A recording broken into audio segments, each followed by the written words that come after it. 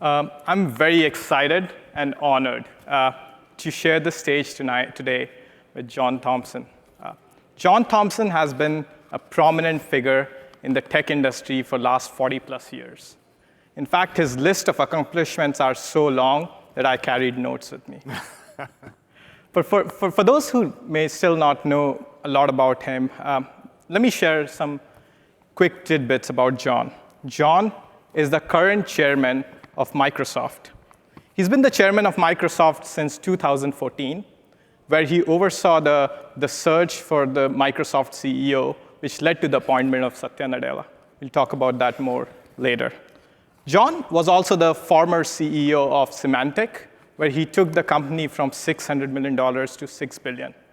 But John's not only been involved with large companies. He's been very close to startups as an angel investor.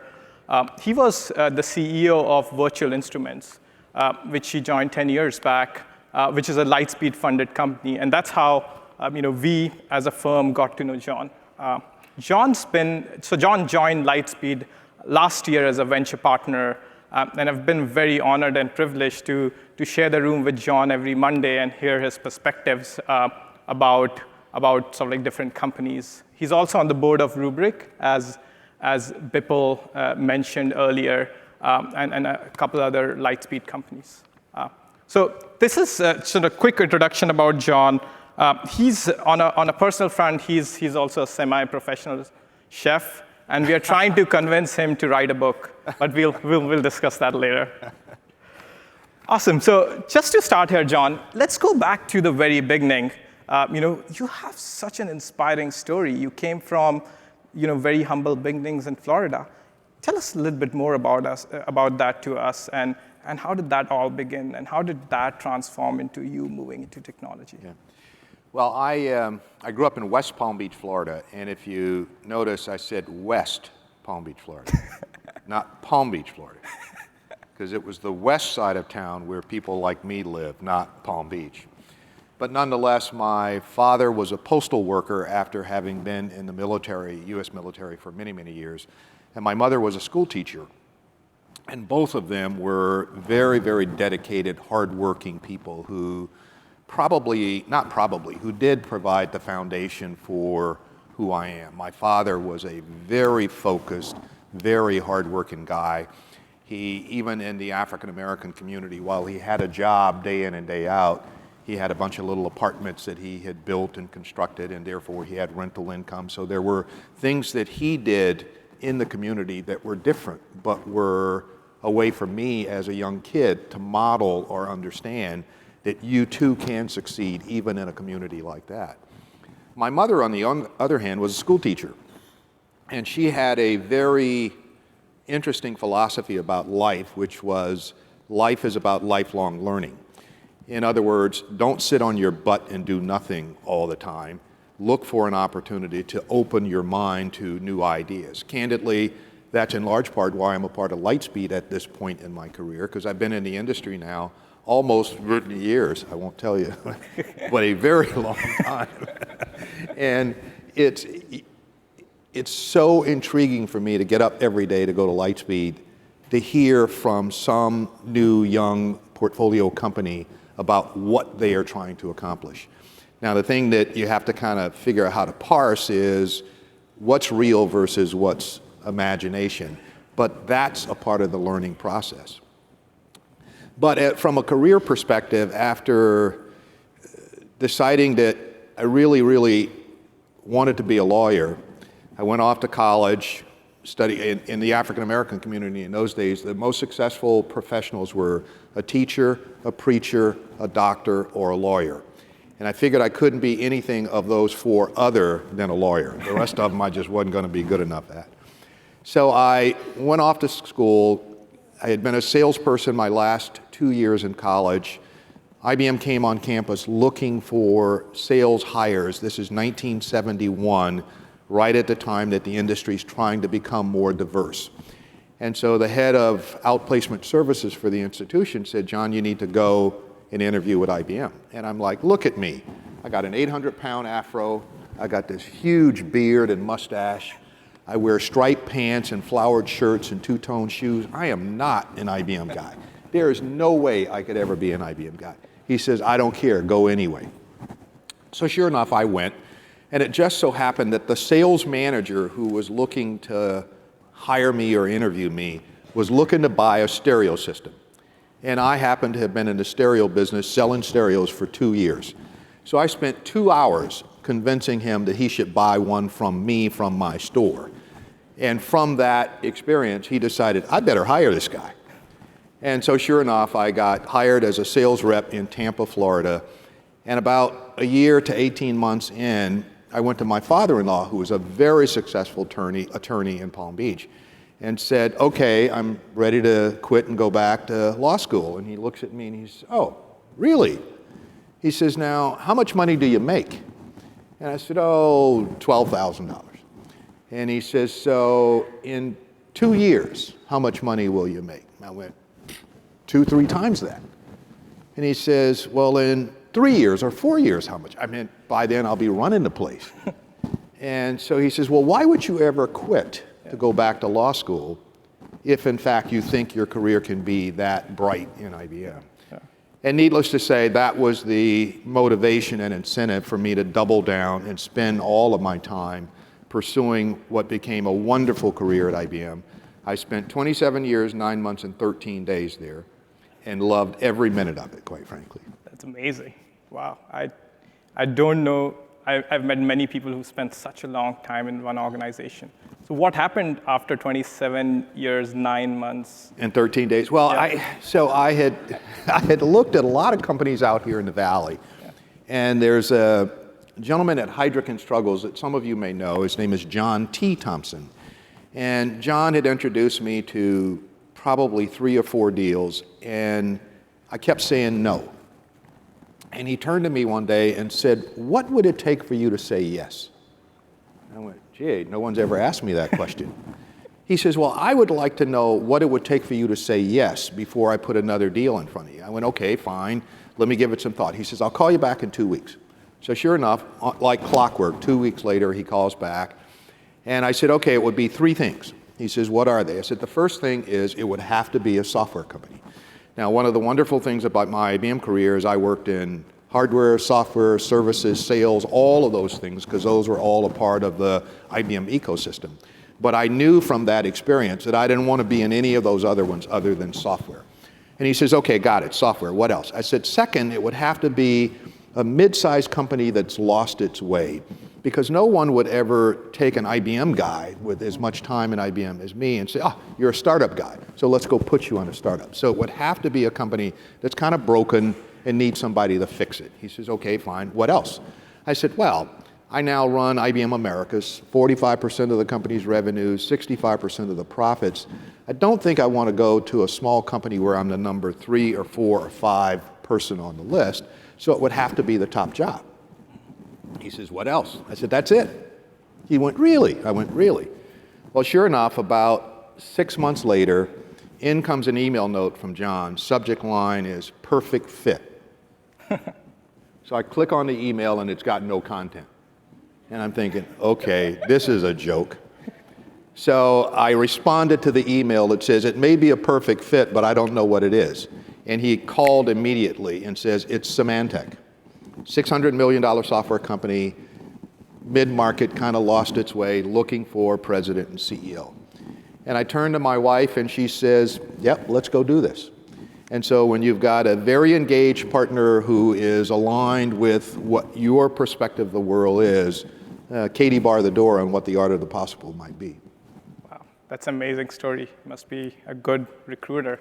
Well, John has recruited me or tried to recruit me to many things since then. As a matter of fact, I'm going to see him week after next at Stanford Directors College. He's a wonderful, wonderful guy, does a lot of board work these days as opposed to operating committee work.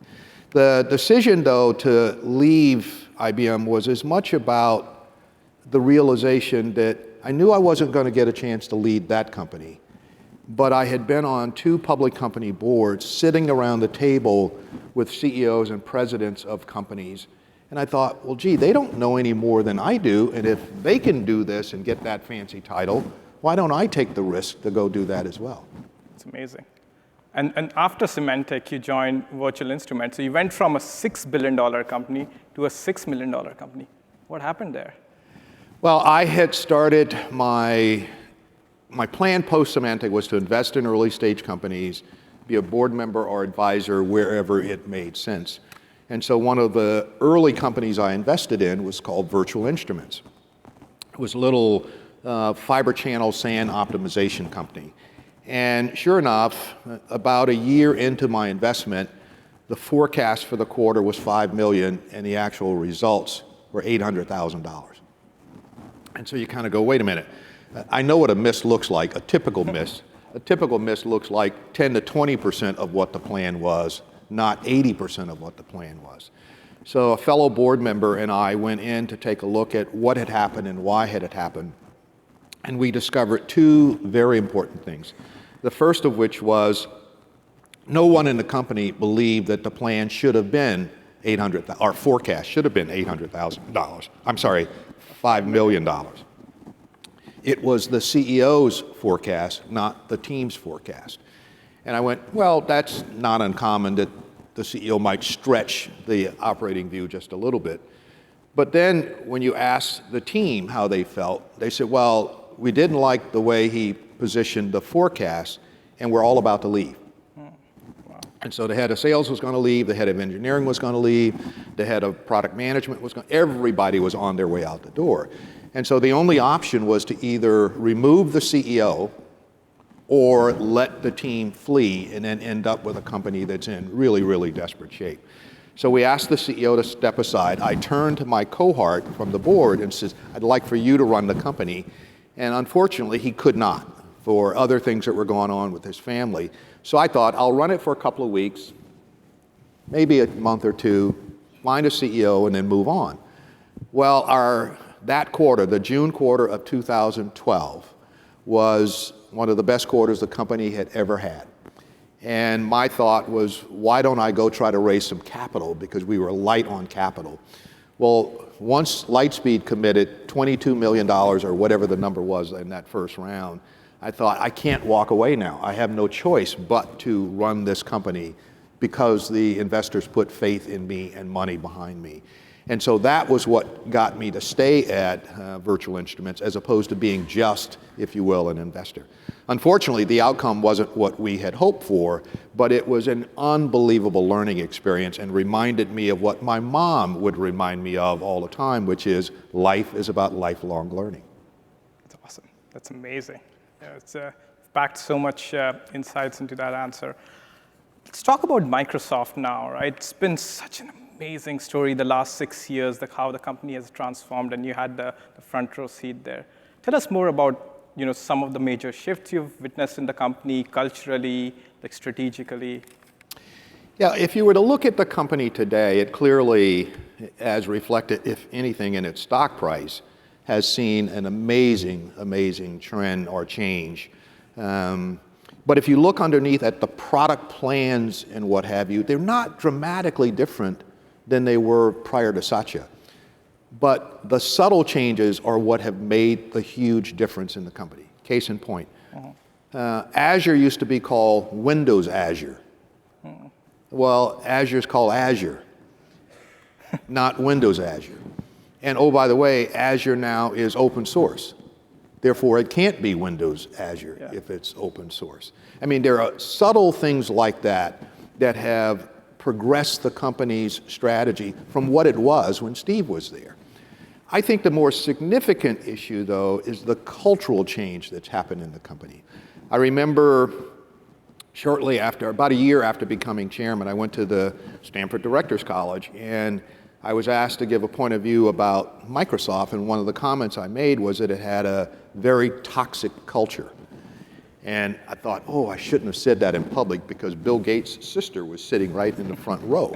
And I'm thinking, oh my gosh, this is not going to be a good outcome here. Well, she walked up to me later and says, you're absolutely right. And what I meant by toxic culture was, if you were the smartest person in the room, you could be the crudest and rudest person in the room and get away with it. Well, if you're running a small company of a few people and you're all part of a cohort that you've been together for a long time, that may be okay. But when all of a sudden a company is 90,000 people big, that's probably not the right model for how people ought to behave and how people ought to interact. As much as I enjoyed working with Steve, and I would not be on this board today were it not for Steve Ballmer, I also jokingly tell people that Steve and Satya are almost identical. They're both men, they both know tech, they both have had very successful careers, they both have 2 ears and 1 mouth. Satya just uses his proportionately.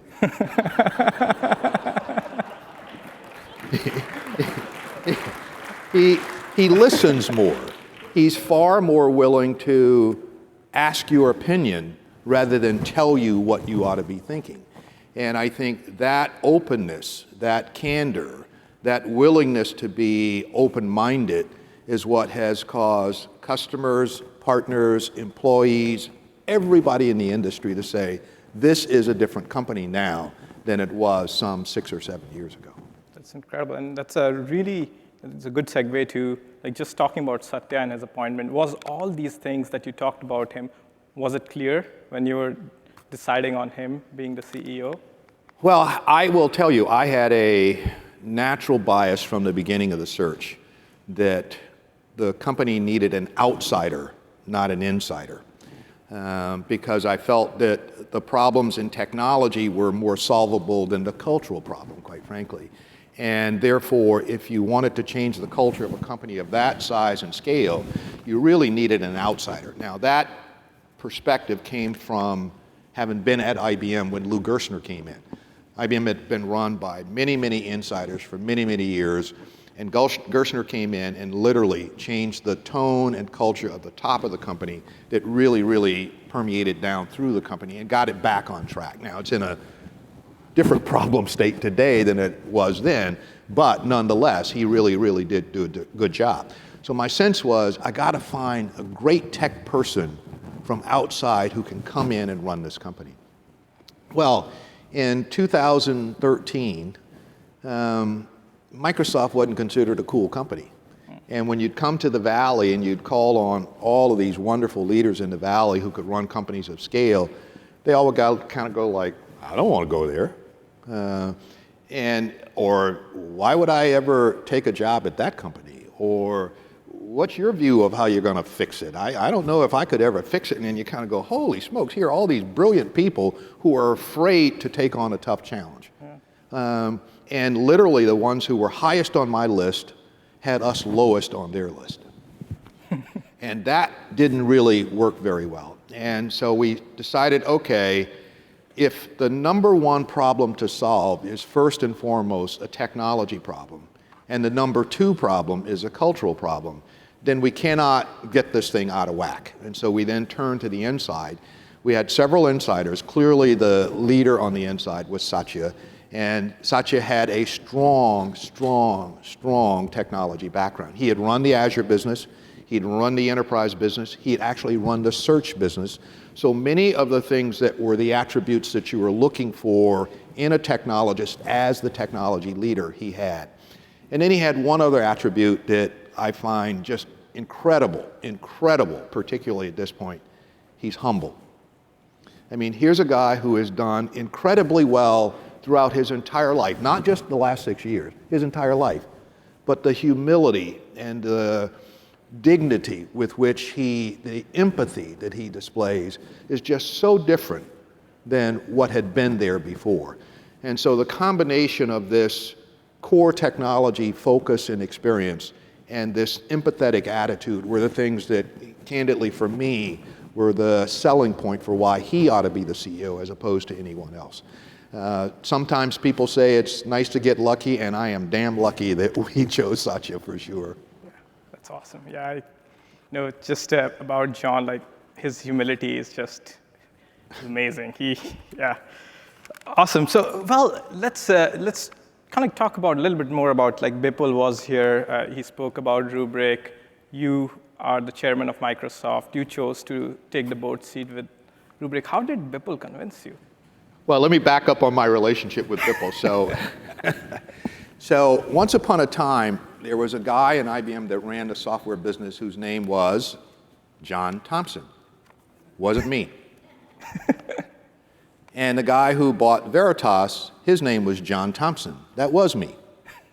So when Bipple decided he was going to create Rubrik, he thought, I'll go call on John Thomson, you know, the guy who ran the software business for IBM and ran Symantec. No, I wasn't that guy. But nonetheless, he came to see me, and I met Bipple, and I was overwhelmed by his thought, because much of what he was thinking about Rubrik was what I was thinking about when we bought Veritas. My view was, if you own the data, or at least the repository for the data, and you have the biggest security footprint in the world, boy, you could put those two things together and create a more secure infrastructure for every enterprise. That was why we bought Veritas. Well, that was one of the concepts behind Rubrik, and that was why I wrote a check to invest in Rubrik, never expecting that it would go from startup to $500 million in bookings in 4.5 years. So when he called and says, gee, I'd like for you to think about joining the board, I'm like, are you kidding me? And then it dawned on me, you know, I was looking forward to one day standing on stage for an IPO. This is an IPO-able company. So maybe I should join this board, because then I'll get a chance to stand on stage and be a part of a true IPO. But more importantly, I became very, very impressed with Bipple's intellect, his integrity, his aggressiveness.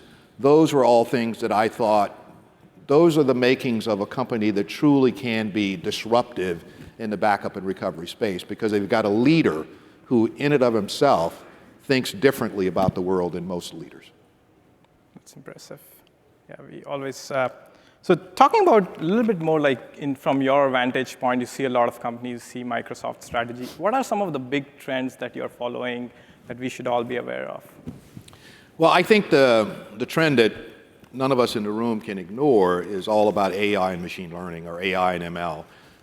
I'd say 80 to 90% of the startups that walk through the door at Lightspeed, they have a point of view about how that technology is going to be applied to whatever business problem they are trying to address. I think that is huge, and therefore that opportunity will accrue enormous wealth creation for entrepreneurs and, quite frankly, investors here in the Valley.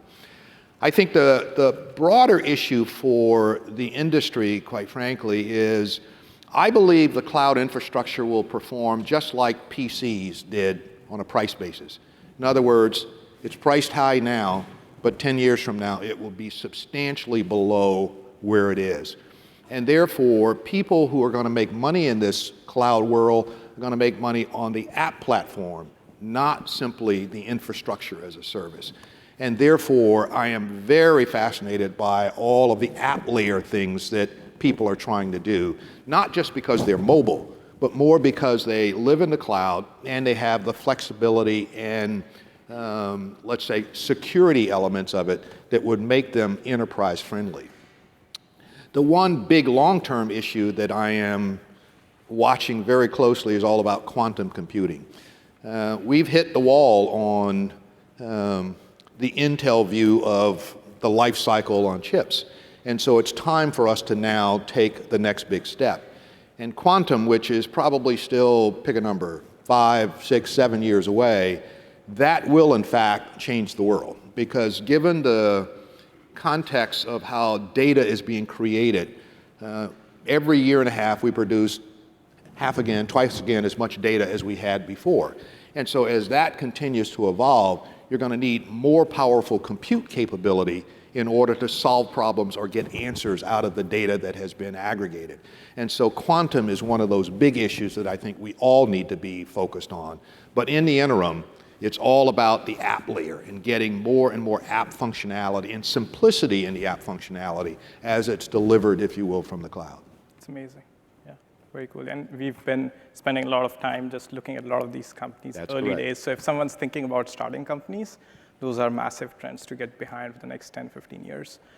So John, you've been in tech for 40 years. It's hard to be in tech and avoid IITians. So have you ever worked with Bipple being one? What is your impression of people from IIT?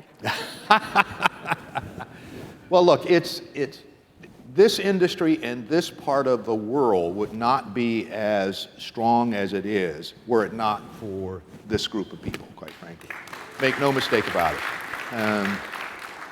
One of the things that's really frightening to me right now is we produce in this country about 50,000 engineers a year.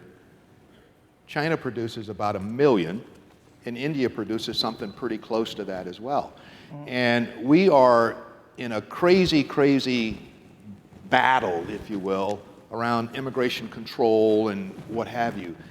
This could hurt our industry, could damage our industry tremendously, and quite frankly, damage India as a country, because part of what has helped India, I think, has been many of the natives have come to the U.S., done very well, and helped their families back there, or gone back and created startups and done very well in that environment as well. And so what's going on with the stuff with Trump these days is troubling to me, quite frankly. And I don't mean to be political, I'm sorry. Yeah, no. I can't help it, though. It's fair. Yeah, I mean, a lot of us have, experienced that, the challenges of that. One last question, and then I'll let it to the audiences. So when are you writing your book that we can read? There's so much of learnings we can get, which we can't really compress in 30, 40 minutes. So, well, I have had a long-time view that I will never, ever write a book. Why not? Because my ego is not that big.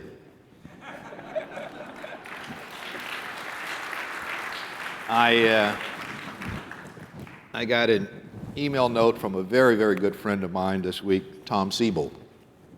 He just wrote a book. Wants me to buy his book. I've got a very good friend of mine, Ken Coleman, who was one of the most prominent early African Americans in the Valley ever. He's writing a book. Wants me to read his book. I'm like, I don't want to read your book. I'm not doing books. And so I just, I've given it a lot of thought. I just don't think it's who I am. While I don't mind telling my story, I don't mind sharing my experiences with people, I don't want people to say, look at that egotistical SOB. He wrote that book. I just don't want people to equate that to me. And so my view has been, never write a book. Well, I'll keep trying. All right, thank you so much for your time, thank you, my John. friend. Thank you. It was an absolute pleasure. I'm sure we learned a lot from this. Thank you. Sorry. Oh, sorry.